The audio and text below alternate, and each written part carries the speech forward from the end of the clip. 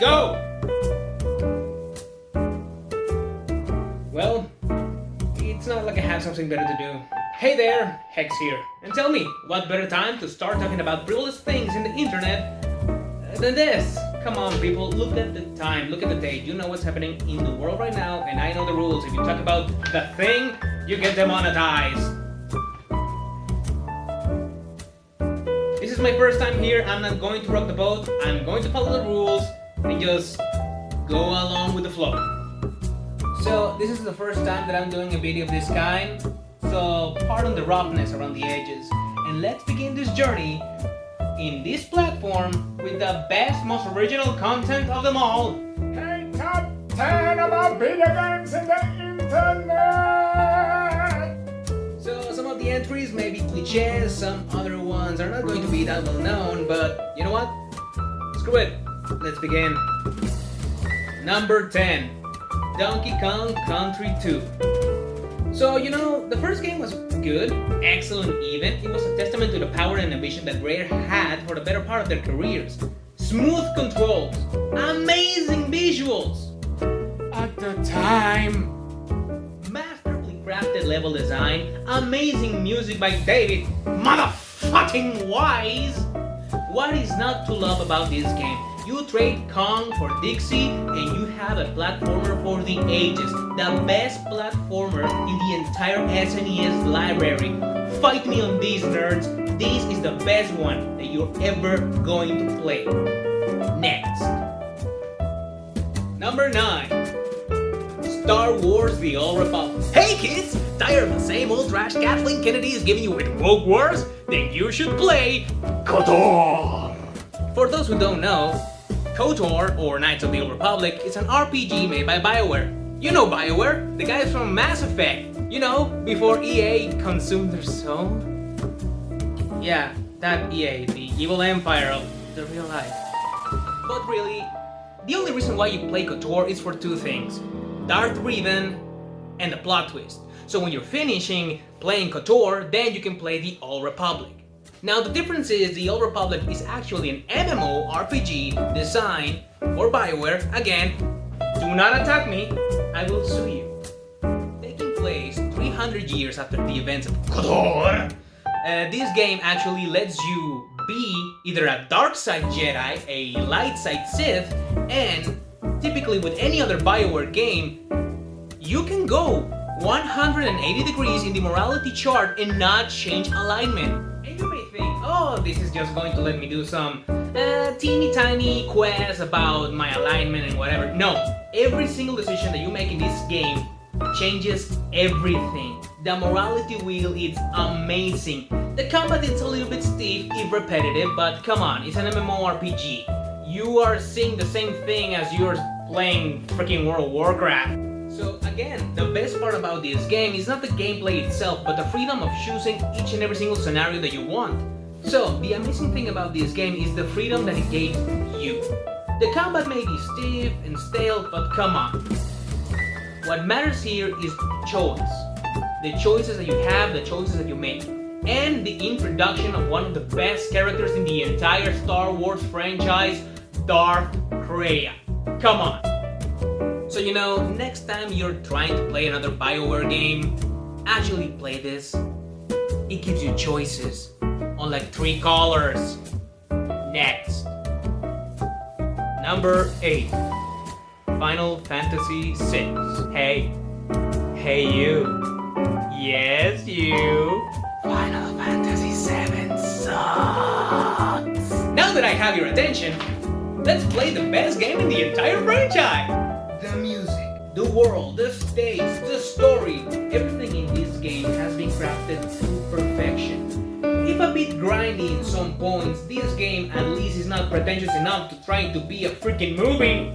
This game actually gives you more bang for your buck than Final Fantasy 7, 8, 9, 10, 11, and 12 and 13 combined. Remember fun, kids? Remember fun? I used to remember fun, instead it became a grinding mess with Final Fantasy 7. Really? Screw the golden saucer and all those mini games. Yeah, in this game you cannot ride chocobos, but you know what you can do? Actually have fun! You want a dramatic moment? Boom! The opera scene. You want a difficult final boss? Boom! Kefka. You want a revealing plot twist? You lose in the middle of the game. There is no better game in the entire franchise than this. So blow me. Next. Number 7. Thief 2. The Metal Age. Okay kids, do you want to know something about me? I like stealth games. You may take your Metal Gear Solids, your Splinter Cells, which are good. I admit that your Tomb Raiders and your Uncharted and all of those games, they are not stealth games. They are adventure games trying to play stealth games. They do not come close to the mastery of stealth and shadows and sound as Thief 2 The Metal Age. Each and every single time I play one of those wannabe stealth games, I need a bottle of this. Because each and every single time an enemy is in front of me, he can see me and he does nothing. They do not have two functioning brain cells and it kills me because I have played the best game stealth that has ever come out, and it was in the year 2000. Tell me, why doesn't any other game learn the lessons of this one? Optional storytelling, an actual sound system, an actual shadow and light system for your stealth game. Optional storytelling in a video game should be mandatory because you should not be bogged down and dragged down by a story if it gets in the way of having fun. And in this game, you're the sneakiest bastard that has ever sneaked around in a sneaky way. In a sneaky... I don't know what to say anymore. NPCs have actual lives in this game. And yeah, it's a sequel, but if you want to know the details of the last game, you actually have to listen to the NPCs having normal conversations with themselves and other NPCs. That's how you get an organic story. When you sneak around and you see actual people living their actual lives and talking to other actual people about their actual lives instead of just going through book in a stupid library that is full of nothing except one bit of the detail of the story. This game is amazing in the freedom that it gives you. The freedom of you can either attack a guy, you can sneak around the guy, you can just go there and make sure that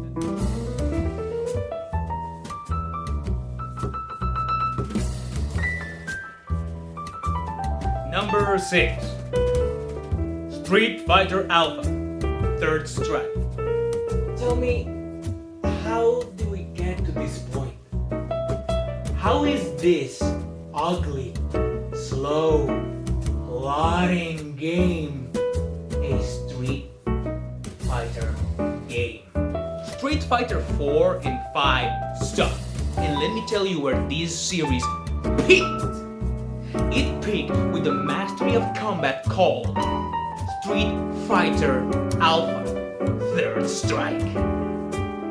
Depending on the version that you're playing, be it the arcade version, the emulation version from the Dreamcast, the PSP with these amazing roster, or whichever other version you're playing, there's no better game than this. The sprite work, the animation, the music, the parry system, the introduction of the 3 variable systems, also known as isms. There is no better way to play this game than just having fun. This game is quick. This game has it all. This game is fighting game perfection. You wanna play like Alpha 2? Choose A. You wanna play like Turbo? Choose X. You wanna make your own combos? Choose V. You have no choice but to make a choice. You have to play however you want and you like, and your opponent can too. 2 systems mixed together, how you want to play and how they want to play.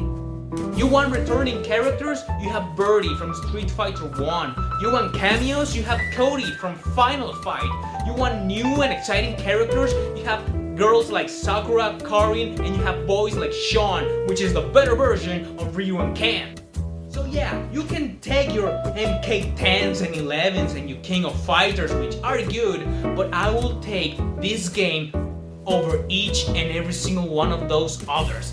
I will beat you in the moon with this game next. Number 5. Doom 2016.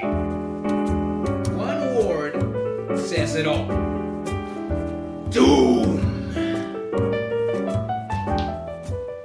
This series has seen the highest of highs with the beginning. Doom for the PC. When it came out, a lot of copycats came along, but then it hit the lowest of lows with the likes of Doom 3 that, yeah, it has some fans, but come on, it tried to be a horror game when Doom was never meant to be a horror game. Doom was meant to be a metal game. In 2016, the sky opened, the earth trembled, the oceans parted, and from the fiery pits of hell itself came Doom 2016. This game incentivizes quick gunplay and reckless abandon by letting you play more game.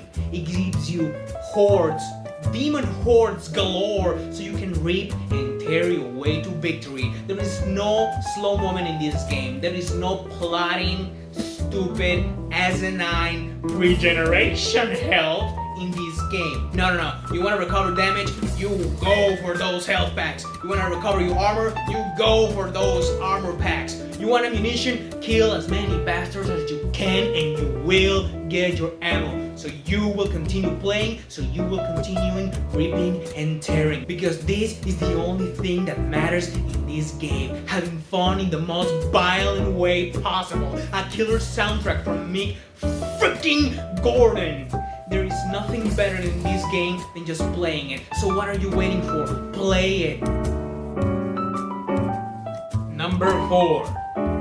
Majora's Mask. I hate this game, and yet I love it. I have a really complicated relationship with this game, and it's for a number of reasons. So let me go off script for a moment, okay? So when this game first came out, I didn't like it. I didn't like the 3-day cycle. I didn't like the pressure. I didn't like the graphics. I thought they were ugly. Plus, I just found Ocarina of Time better and more appealing. But then something happened. I actually played the game, and I played not the original version, but I played a 3DS remake, and it was amazing. And by the way, if you want to play any other version, do not play the originals. Not even Ocarina, they do not stand the test of time. Play the remakes. You have heard all of it about this game at this point in time on YouTube, so I'm just not going to beat around the bush. Yes, the missions are amazing, the boss fights, although short, are good, and the math system, it's trivial, but it gives this game an identity. But what this game actually is about the dichotomy of hope. This game is about hope and hopelessness. No matter what you do, you cannot help all of them. You cannot help all the people in this game, no matter how hard you try. At the end of the day, you have to rewind time and actually undo a lot of good that you have done. It's in your memories, it's in your notebook, but it's not physically there anymore. When you pass this game, when you finish it, you're going to have to make choices. There's that word again. Choices. Really, that's what this game is all about. Choices. Hopes and dreams. And the inability of actually them coming to fruition. You have to make tough choices in this game. You may want to reunite Anju and Cafe, but sometimes you can't. Sometimes you may want to save that monkey from the acid and from the Dekus. Sometimes you can't. Sometimes you may want to save that little girl in the ranch from the aliens, and sometimes you can't. This game is about fear. You see all of these people fearing from their lives because the moon is going to crash. You see a swordsman which was at the beginning of the game was all like, I can beat everyone, I can do whatever the hell I want. In the third day, he's crying in the floor because he knows he's gonna die. You see people for who they are. You help that little girl in the canyon from his father and his curse, and then you have to undo it. This game is cruel, but it gives you hope that at least something good will come around. Guys, you know what this game is about already. You have seen the videos from other YouTubers, you have seen other gameplays. Please play the 3DS version because, well, it's optimized. And if you're going to play another remake, play the Ocarina of Time one. It makes the water temple my favorite temple before the remake. Actually, it makes it bearable. Really? You just hated the water temple because of the iron boots, and you hated it because you were lazy. You hated the best temple in the game because you were lazy. Play it. Number 3. The Elder Scrolls Daggerfall.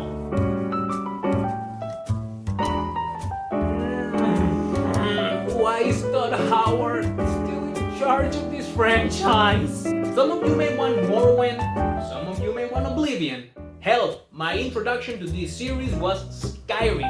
And yes, they're good and excellent games, but nothing gets better than Daggerfall. There is a recurrent theme in this top 10. Freedom and choice. There is no better game that exemplifies this, at least in an RPG kind of way, than Daggerfall. When you play Daggerfall, you never know what you're going to get.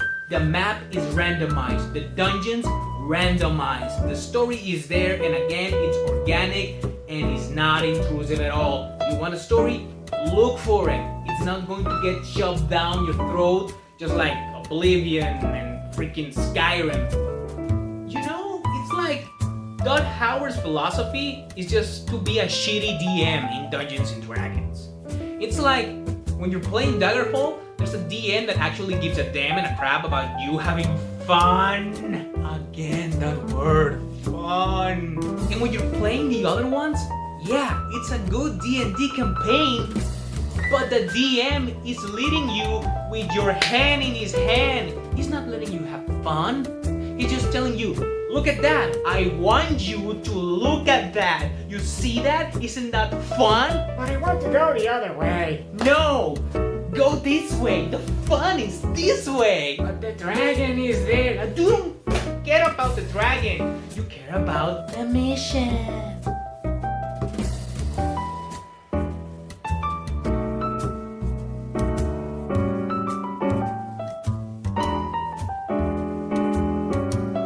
And yes, in the other games you have options and the story is somehow compelling, but in this game, in Daggerfall, you can do whatever you want. You want to join a cult? In Skyrim, you have like 5-7 cults. In freaking Daggerfall, you have like 3 pages worth of freaking cults. You can become a werebore. Tell me how metal is that? You thought Skyrim and Oblivion had a great community of modding? No. You have not seen the community modding for this game. There's an actual economic system. You can become a pirate. You can actually become a freaking pirate. You can buy a ship, you can buy a float, you can be the captain of your own pirate brigade. You can have horses, you can have houses, you can own a freaking city. Tell me, can you own Whiterun in Skyrim? Hell no. The amount of freedom, again, that beautiful word, freedom, is key to this entire franchise, and each and every single installment has been taking away your freedoms for linearity and so-called handcrafted dungeons that really don't bring anything new to the games. There's nothing else for me to say. Play Daggerfall next. Number 2, Mega Man X. There are better Mega Man X games, like 3 is awesome, 2 and 4 are great, but really this is a personal choice. Mega Man X is the first game I 100%. is the first game that I 100%ed by myself. And yeah, my cousin had all the Club Nintendo magazines and he knew all of the cheat codes. But I discovered all of those secrets by myself. Like when you actually have Boomer Kuwanger as a weapon and you go to Flaming Mammoth stage and you use that weapon to cut the snot out. I found that. When you actually beat Storm Eagle and then you go to the Sparks Mandrill stage and it's all destroyed, I discovered that. When you find all of the heart pieces, when you find all of the armor pieces, when you find the Hadoken, I discovered that by myself. No guide, no internet, no cheat codes. I can pass this game 100% without backtracking in less than an hour. Beat me at it. There's no better Mega Man X game for me than this. Play. Number 1. Super Metroid. So, stop me if you haven't heard this before. The last Metroid is in captivity. The galaxy is at peace. This is the birthplace of a genre called Metroidvania. Yeah, there were other Metroid games and other Castlevania games, but this was the granddaddy to finish them all. There is no better game in the entire series, although Prime, it's a second best. There is no better example of freedom in an entire game than this. You can do whatever you want because this game allows and incentivizes sequence breaking. You can get the jump high boots before anything else, and that will make platforming in this game so much easier. You can have the ice beam before any other one, and that will make everything easier. You can have the screw attack whenever you want, and that will make it easier and fun. Again, that word, fun. Really, it's like each and every single other game since this point in time just wants to hold your hand and say, hey, did you know you can do this? Yeah, I know. I just got the item. Well, you know, and I'm going to tell you again and again and again and again. Yeah, I know. I have the item. I don't need you to tell me what it does. I've already seen what it does. I want to use it however the hell I want. Yeah, but did I tell you how to use it?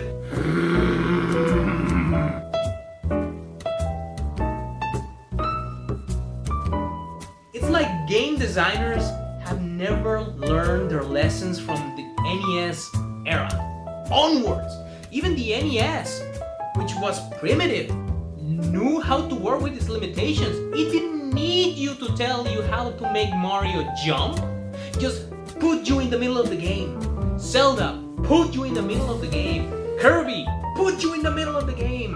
Metroid put you in the middle of the game with a little bit of story. And that's it. Even Sega knew how to do this. They didn't tell you how to do the spin dash in all of the Sonic games. They didn't need to tell you how to play Gunstar Heroes. Each and every single generation gets worse and worse and worse and worse. They just want to tell you this amazing story that they crafted like The Last of Us 2. Oh my god, just give me the game and let me have fun. Let me have the freedom to do the sequence breaking. Let me have amazing memories with these games and get the hell out of my house. Really, I just said it all. And maybe one day I will make a video for each and every single one of these entries. But at the moment, this is it. I leave you with this. Play games that give you the freedom to do whatever the hell you want, because the gaming industry just is tired of telling you, hey, listen to my story. No, do not listen to them. Play for fun. Don't play for story. Story is secondary in games, just like in porn. Hex out.